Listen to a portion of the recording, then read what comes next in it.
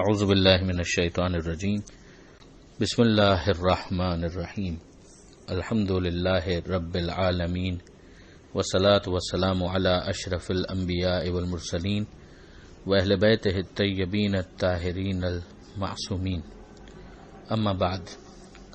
سورہ مبارکہ انعام آیت نمبر 44 سے آیت نمبر 51، 44 سے 51۔ بسم اللہ الرحمن الرحیم۔ فلما نسوا ما ذكروا به فتحنا عليهم أبواب كل شيء حتى إذا فرحوا بما أوتوا أخذناهم بغتة فإذا هم مبلسون فقطع دابر القوم الذين ظلموا والحمد لله رب العالمين۔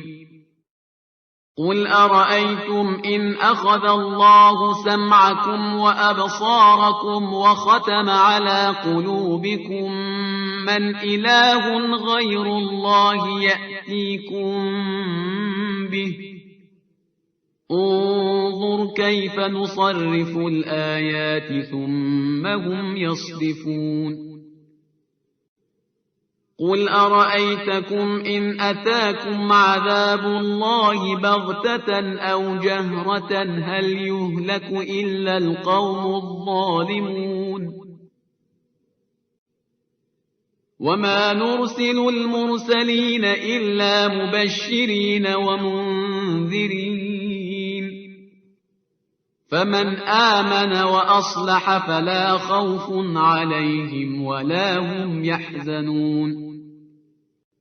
والذين كذبوا بآياتنا يمسهم العذاب بما كانوا يفسقون۔ قل لا أقول لكم عندي خزائن الله ولا أعلم الغيب ولا أقول لكم إني ملك إن أتبع إلا ما يوحى إلي قل هل يستوي الأعمى والبصير أفلا تتفكرون۔ وأنذر به الذين يخافون أن يحشروا إلى ربهم ليس لهم من دونه ولي ولا شفيع لعلهم يتقون۔ پہلی آیت میں پروردگار عالم نعمتوں کے ایک عجیب رخ کی طرف متوجہ کر رہا ہے۔ بظاہر تو انسان یہی سمجھتا ہے کہ جب خدا راضی ہوگا تو نعمتوں میں اضافہ کر دے گا، پروردگار عالم کی طرف سے انعامات کی بارش ہو جائے گی، اور وہ اپنی جگہ حق بھی ہے۔ لیکن ایک پہلو نعمتوں کا یہ ہے جسے اس آیت کے اندر بیان کیا جا رہا ہے۔ فلما نسوا ما ذکروا بہ، تو جب انہوں نے بھلا دیا ان باتوں کو جن کے متعلق انہیں نصیحت کی گئی تھی، ہدایت کو انہوں نے اگنور کر دیا۔ فتحنا علیہم ابواب کل شیء، تو ان پر ہر چیز کے دروازے ہم نے کھول دیے، یہاں تک کہ جب وہ خوش ہو گئے، حتی اذا فرحوا بما اوتوا، جو ان کو عطا کیا گیا اس کو جب انہوں نے انجوائے کرنا شروع کر دیا، بہت خوش ہو گئے، اخذناہم بغتۃ، تو پھر ہم نے اچانک انہیں اپنی گرفت میں لے لیا، فاذا ہم مبلسون، تو وہ ایک دم مایوس ہو گئے، بے آس ہو گئے۔ یہ وہ رخ ہے کہ جس کو نہج البلاغہ میں بھی حضرت امیر المومنین علی بن ابی طالب علیہ السلام نے اس طرح سے بیان کیا کہ ابن آدم، اے آدم کی اولاد، اذا رأیت ربک، جب تم دیکھو اپنے پروردگار کو، یتابع علیک نعمہ، کہ وہ مسلسل تمہیں نعمتیں دے رہا ہے، فاحذرہ، تو اس سے خوف کرو۔ یعنی انسان کو متوجہ ہونا چاہیے کہ خدا نہ کرے یہ ایسا نہ ہو کہ نعمتوں کا مسلسل نزول پروردگار عالم کی طرف سے آنے والے عذاب کا مقدمہ نہ ہو۔ فقطع دابر القوم الذین ظلموا، تو پھر جو ظالم تھے ان کی اصل نسل قطع ہو گئی، یعنی ان کو بالکل ملیامیٹ کر دیا گیا، تباہ و برباد کر دیا گیا۔ ان لوگوں کو کہ جنہوں نے ظلم اختیار کیا، جنہوں نے ظلم کیا. والحمدللہ رب العالمین، اور شکر ہے اللہ کا جو تمام جہانوں کا پروردگار ہے. شکر خدا کی ادائیگی کے لیے جو تعلیم دیا گیا کلمہ ہے وہ یہی ہے کہ الحمدللہ کہا جائے، یعنی تمام تعریف اللہ کے لیے، اور اس طرح سے گویا خدا کا شکر ادا کیا جا رہا ہے.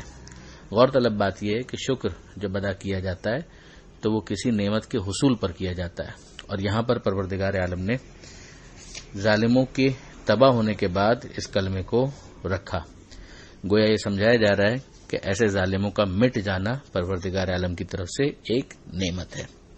قل، اے حبیب کہیے، ان ارأیتم، کیا تم نے دیکھا ہے، یعنی غور کیا اس بات کے اوپر، ان اخذ اللہ سمعکم و ابصارکم و ختم علی قلوبکم، اگر اللہ تمہارے کان، تمہاری آنکھیں لے لے اور تمہارے دلوں پر مہر لگا دے، یعنی تمہارے سوچنے سمجھنے کی صلاحیت ختم کر دے، من الہ غیر اللہ، تو اللہ کے سوا کون سا دوسرا خدا ہے، یاتیکم بہی، جو یہ تمہارے لیے لے آئے. انظر، ذرا دیکھو، کیف نصرف الآیات، ہم کیسے اپنی نشانیوں کو پلٹ پلٹ کر مختلف طریقوں سے واضح کرتے ہیں. ثم ہم یصدفون، پھر بھی وہ لوگ روگردانی کرتے ہیں، منہ پھیر لیتے ہیں.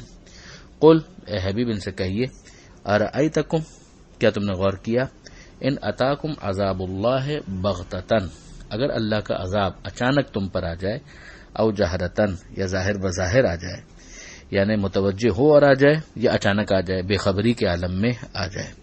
هل یہلک الا القوم الظالمون، تو کیا ظالم لوگوں کے علاوہ بھی کسی کو ہلاک کیا جائے گا؟ یہ پھر غور و فکر کا سامان بھی ہے، اور اس میں رواداری کا ایک انداز بھی ہے کہ جس میں پھر سامعین جتنے بھی ہیں ان کو قابل سماعت بنایا جا رہا ہے. ورنہ تو کہہ دینا چاہیے تھا کہ تم ظالم ہو اور تمہیں کو ہلاک کیا جائے گا، مگر ایک انداز ہی ہوتا ہے، انداز رواداری، کہ جس کے ذریعے سے وہ صفات کو بیان کر دیا جاتا ہے اور سامنے والے کو ڈائریکٹ مخاطب کر کے بات کو اتنا تلخ نہیں بنایا جاتا کہ جس کے نتیجے میں وہ سوچنے کے بھی قابل نہ رہے. پھر اگر کیس بالکل ہی خراب ہو جائے تو پھر براہ راست بھی مخاطب کرنے کا آپشن باقی رہتا ہے. وما نرسل المرسلین الا مبشرین ومنذرین، اور ہم نے پیغمبروں کو اسی لیے بھیجا کہ وہ خوشخبری دیں اور ڈرانے والے بن جائیں. یعنی اچھا مستقبل بھی ہو سکتا ہے، برا مستقبل بھی ہو سکتا ہے. ان دونوں ممکنہ جو مستقبل کی سچویشنز ہیں ان کی طرف ان لوگوں کو متوجہ کرنے کے لیے ہم نے رسولوں کو بھیجا. فمن آمنہ، تو جو ایمان لے آیا، وہ اصلحہ، اور اس نے اصلاح کی، یعنی وہی اعمال صالحہ کو انجام دیا. فلا خوف علیہم ولا هم یحزنون، تو نہ انہیں کوئی خوف ہوگا اور نہ ہی کوئی انہیں غم ہوگا. اب ظاہر ہے کہ دنیا میں جو خدا کے مقرب بندے ہیں ان کو خوف کا بھی سامنا رہتا ہے اور غم کا بھی سامنا رہتا ہے. اس لیے جس خوف کی یہاں پر نفی ہوئی ہے وہ اندیشہ انجام ہے، کہ انجام ہمارا برا نہ ہو جائے، جو ظاہر کے ضمیر کی بے اطمینانی کا نتیجہ ہوتا ہے. اور جس حزن کی یہاں پر یا غم کی نفی کی جا رہی ہے وہ اپنے کردار پر افسوس ہے، جو پشیمانی کا مترادف ہوتا ہے. یہ دونوں باتیں با ایمان نیک کردار افراد کے یہاں کبھی نہیں ہو سکتی، اور اسی کے نتیجے میں ان کے یہاں وہ ثبات قدم اور استقلال نظر آتا ہے کہ آندھیاں اور زلزلے ان میں جنبش پیدا نہیں کرتے. والذین کذبوا بآیاتنا، اس کے مقابلے میں سائملٹینیس کانٹراسٹ ہے کہ وہ کہ جنہوں نے ہماری نشانیوں کو، آیتوں کو جھٹلایا، یمسہم العذاب، انہیں عذاب اپنی گرفت میں لے لے گا، بما کانوا یفسقون، ان کے فسق و فجور کرنے کی وجہ سے. قل، اے حبیب کہہ دیجئے، لا اقول لکم، میں تم سے یہ نہیں کہتا. تین چیزیں ہیں جس کی یہاں پر خاص طور پر نفی کی ہے، پیغمبر اکرم کے ذریعے سے نفی کروائی گئی ہے کہ لوگوں کے ذہن میں یہ نہ آئے کہ خدا نخواستہ رسول جو ہے وہ خود خدا ہوتا ہے، رسول رسول اللہ ہوتا ہے. اسی لیے کلمے کے اندر بھی ہے محمد الرسول اللہ علی ولی اللہ، محمد اللہ کے رسول ہیں، علی اللہ کے ولی ہیں. سب سے پہلے رکھا گیا لا الہ الا اللہ. تو اس کو اسٹیبلش کرنے کے لیے کہ پیغمبر اکرم کے کمالات کو دیکھ کر یا کسی امام کے کمالات کو دیکھ کر کوئی انہیں خدائی کے اندر شریک سمجھ لے، اس غلط فہمی کو دور کرنا بہت ضروری تھا. جیسے کہ ہم دیکھتے ہیں کہ ماضی میں حضرت عیسیٰ علیہ السلام کے کمالات کو دیکھ کر جو کم ظرف افراد ہیں انہیں حضرت احدیت یعنی پروردگار عالم کا بیٹا قرار دے دیا. تو یہاں پر اس چیز کو ایڈریس کیا جا رہا ہے کہ حبیب ان سے کہہ دیجئے تین چیزیں، ان دی خزائن اللہ، میں یہ نہیں کہتا کہ اللہ کے خزانے میرے پاس ہیں. یعنی اب کیا پیغمبر اکرم کے پاس کچھ بھی نہیں ہے؟ بے شک ہے، مگر جو کچھ بھی پیغمبر اکرم کے پاس ہے وہ خدا کا دیا ہوا ہے. خدا کا دیا ہوا ہونا اور خدائی خزانوں کو آف اٹس اون ہونا کرنا، یہ دو چیزیں فرق رکھتی ہیں. پروردگار عالم کی عطا اور بخشش جتنی زیادہ اپنے حبیب کے اوپر ہے کسی اور کے اوپر نہیں ہے. وہ ان کو وسیلہ بناتا ہے، بے شک بناتا ہے، مگر کیا خدا کے مقابلے پر وہ آ جاتے ہیں؟ نعوذ باللہ من ذالک. نہ ان کا یہ نظریہ ہے اور نہ ہی یہ اسلام کی تعلیم ہے. تو پہلی چیز یہ. دوسری چیز ولا عالم الغیب، نہ ہی مجھے غیب کا علم ہے. اب نبی تو ہوتا ہی وہ ہے کہ جو خبر دینے والا ہو، تو ظاہر ہے کہ جو نبی ہے وہ مشاہدات کی خبر تو نہیں دے گا. مشاہدات کی خبر تو انسان اپنے سینسز کے ذریعے سے، آنکھوں سے، کانوں سے حاصل کر سکتا ہے، وہ غیب ہی کی خبر دیتا ہے. مگر یہاں پر جو کہا جا رہا ہے کہ لا عالم الغیب، کہ میں غیب کا علم نہیں رکھتا، یعنی مجھے غیب کے اوپر جو اطلاع ہے وہ پروردگار عالم کے ذریعے سے ہے. یعنی ان تمام تر چیزوں کے اندر میں خدا کا محتاج ہوں. ولا اقول لکم انی ملک، اور نہ ہی میں یہ کہتا ہوں کہ میں فرشتہ ہوں. فرشتہ ہونا تو یقیناً پیغمبر اکرم کی شان کے بھی خلاف ہے. پیغمبر اکرم کا رول ماڈل ہونا اسی وقت ممکن ہے کہ جب وہ اعلیٰ ترین بشر ہوں اور ممتاز ترین بشر ہوں اور مکمل بشر ہوں، ایسے ہوں کہ جن کے اوپر انسانیت ناز کرے، کہ جن کو واقعی صحیح معنوں میں انسان کہا جا سکے. تو یہاں پر ان تین باتوں کی نفی کی گئی. پھر اس کے بعد کہا گیا، سمجھایا بھی گیا کہ ان اتبع الا ما یوحی الی، کہ میں تو اس کی اتباع کر رہا ہوں جو مجھ پر وحی کی جاتی ہے. یعنی میرا سورس کیا ہے؟ میرا سورس ہے وحی پروردگار. قل، اے حبیب کہیے، هل یستوی الاعمی والبصیر، کہ کیا اندھے اور آنکھوں والے برابر ہو سکتے ہیں؟ افلا تتفکرون، تم لوگ غور و فکر سے کام کیوں نہیں لیتے؟ آخری جو آیت ہے اس صفحے پر، آیت نمبر 51، اس میں ارشاد ہوتا ہے وَأَنذِرْ بِهِ، اے حبیب اس کے ذریعے سے انذار کیجیے، ڈرائیے. کس کے ذریعے سے؟ تفسیر مجموع البیان کے اندر ہے بالقرآن، یعنی قرآن کے ذریعے سے، یعنی جو وہی ہم آپ پر نازل کر رہے ہیں اس کے ذریعے سے. الذین یخافون، کن کو ڈرائیے؟ ان کو ڈرائیے کہ جنہیں اندیشہ ہے، جنہیں اس بات کا خوف ہے ان یحشروا الی ربہم، کہ انہیں ان کے رب کی بارگاہ میں جمع کیا جائے گا، محشور کیا جائے گا، حاضری دینی ہے ان کو، جو اپنی نجات کے بارے میں فکر مند ہے. لیس لہم من دونہ ولی ولا شفیع، نہ اللہ کو چھوڑ کر ان کا کوئی ولی ہے اور نہ ہی کوئی شفیع. یعنی اللہ کو چھوڑ کر نہیں ہے، اللہ کی طرف سے اگر کوئی ولی ہو تو اس میں کوئی حرج بھی نہیں، جیسا کہ ہم پڑھ بھی چکے ہیں سورہ مائدہ کے اندر کہ تمہارا ولی اللہ ہے، رسول ہے، اور وہ مومن ہے کہ جو رکوع کی حالت میں زکوٰۃ دیتے ہیں.